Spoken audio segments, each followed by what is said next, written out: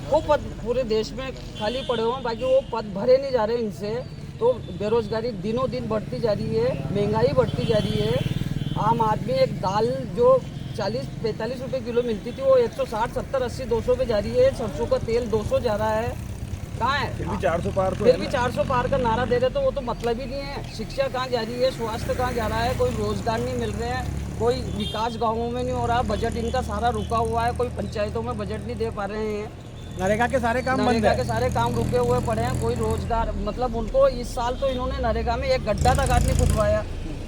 फिर भी हम ये चाहते हैं कि मतदान कराएं आप 100% लोगों से। मतदान तो हमने मतदाताओं से रिक्वेस्ट भी की, घर घर जाके हमने उनको अवगत भी कराया, उनको लाए भी, वोट भी करवा रहे हैं। बाकी लोगों का रुझान अब इनकी तरफ से हटता जा रहा है, बेरोजगारी बढ़ती जा रही है। अभी कैंपेनिंग में लगे रहे और जिस तरह से आपने जगह जगह जाकर लोगों को जागरूक करने की कोशिश की है, किस तरह का रुझान मंदसौर लोकसभा सीट पर देखने को मिल रहा है?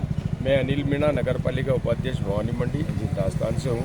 हमेशा मध्य प्रदेश में आता जाता रहता हूँ, बॉर्डर का मामला है। मैंने तो अभी चुनाव में मुख्य चीज़ ये देखी कि चुनाव आयोग ने जो 80 साल से ऊपर के बुजुर्ग हैं जो चल फिर नहीं सकते हैं, उनको वोट डलाने में हेल्प नहीं की। बिल्कुल सामने नजर आया, हमारे सामने नजर आया, हर जगह देखा। लिखे गए, जबकि इनको ये चाहिए था कि अगर वो वोट डालने में सक्षम नहीं है तो घर जाकर या पोलिंग पार्टी द्वारा उनके वोट लेने थे, क्योंकि ऐसे ऐसे लोग हैं जो 80-90 साल के हैं, 100 साल से ऊपर के हैं, जो चल फिर नहीं सकते। तो मेरी ये शिकायत है कि चुनाव आयोग से इस नियम को पूरा पालना होनी चाहिए थी। इनके वोट डलते तो मत प्रतिशत ज़्यादा बढ़ता। युवाओं में जोश देखा जा रहा है इस बार आप? नहीं, युवा तो बिल्कुल भ्रमित टाइप दिख रहे हैं और अंडरग्राउंड किस तरह से किसको वोट दे रहे हैं ये पता नहीं पड़ रहा, लेकिन उनका जो मानस है, रुझान है, वो मत के प्रति कम है। तो प्रतिशत कम होगा इस बार? हाँ, प्रतिशत कम रहेगा और उससे फायदा कांग्रेस को होना है। ये थे हम खड़े मंदसौर जिले के संधारा में। जैसे जैसे इंद्र देवता भी मेहरबान हुए थे और बारिश का दौर भी शुरू हो चुका था। अब वोट प्रतिशत की बात करें तो यहाँ पर बात करते हैं, लेकिन ऑल ओवर जो है 3 बजे तक का जो मतदान है वो 61.58% का मतदान जो है वो देखा जा रहा है। अब ये है कि संधारा हमें टाइम आपको पता है कि भाई 6 बजे तक जो भी अंदर जाएगा वो मतदान करेगा, लेकिन जिस स्थिति को जो देखते हुए नजर आ रही है तो कम से कम मतदाता जो है पूरे प्रतिशत में वोट डाल चुके हैं और अब तैयारी 1 घंटे बाद दूसरे स्थान पर मशीनों को ले जाने की हो जाएगी, यानी कि मंदसौर ये सारी मशीनें वहाँ जाएगी और उसके बाद जो है 4 तारीख को इंतजार करेंगे। लेकिन हम कुछ जनप्रतिनिधियों से बात करने की कोशिश करते हैं कि किस तरह का जो लोकसभा चुनाव में आम मतदाताओं को जागरूक करने का जो काम है आपने गाँव में किया है। तो संधारा में 4 पोलिंग है जी, जिसमें ओवरऑल 60 या 65% तक का ही मतदान होगा। सभी लोगों से हमने घर घर जाकर अपील की है और सभी को यहाँ पे 3 बजे तक हमारे यहाँ संधारा में 55% करीब मतदान हो गया था। मौसम का करवट कहीं ना कहीं गर्मी, फिर बारिश, मतदाता कहीं न कहीं कंफ्यूज, मतलब रुकने के लिए मतदाता वैसे भी कम आ रहे हैं अभी। बिल्कुल 5 से 6 के मध्य में केवल 5-10 मतदाता ही, ये 2 पोलिंग बूथ है अभी यहाँ पर सामने, इसमें कम आ रहे हैं। थोड़ा सा लोगों का रुझान भी कम हुआ है इस बार। वोट डालने का जो प्रतिशत ओवरऑल है ना, पिछले साल के अपेक्षा इस साल कम है। पिछली जो 5 वर्ष पहले जो चुनाव हुए थे उसमें मतदान अधिक हुआ था, इस बार बिल्कुल कम आ रहा है। तो देश हित में, विकास हित में जो मतदान कर रहे हैं, कोई विकास हित तो है ही नहीं ना सर।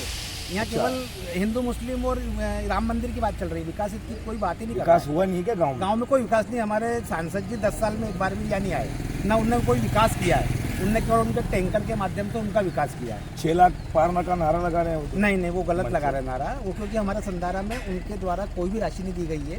केवल उनके द्वारा एक टैंकर दिया गया अभी चुनाव के 1 महीने पहले। अच्छा, वो भी टैंक पानी का टैंकर उनका फिक्स सिस्टम है सर। पूरे मंदसौर नीमच जिले में वो पानी की टैंकर ही सप्लाई करते हैं। तो इससे विकास हो रहा है? कोई भी विकास नहीं हो रहा। विकास हमारा पूरी तरह से रुका हुआ है।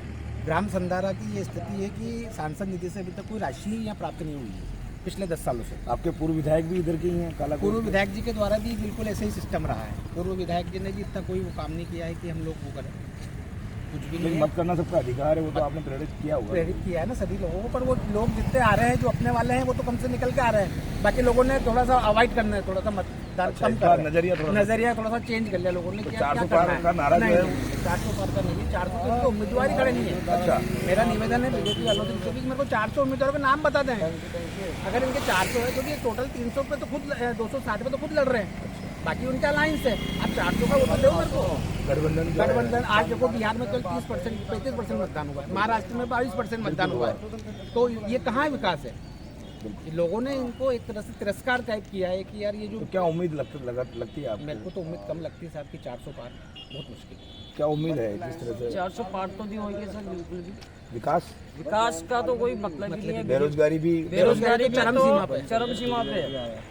लोग मतलब रोजगार के लिए तरस से सिर्फ ओनली 5 किलो गेहूं देने से कोई महीने का वो या खुद का विकास नहीं कर पाएगा आदमी। उसको अगर रोजगार दोगे आप, रोजगार दोगे तो वो 5 किलो क्या, वो तो 1 कुंटल गेहूं ला सकता है। बाकी उसको रोजगार तो दो। सारे विभागों में कई लाख पद खाली पड़े।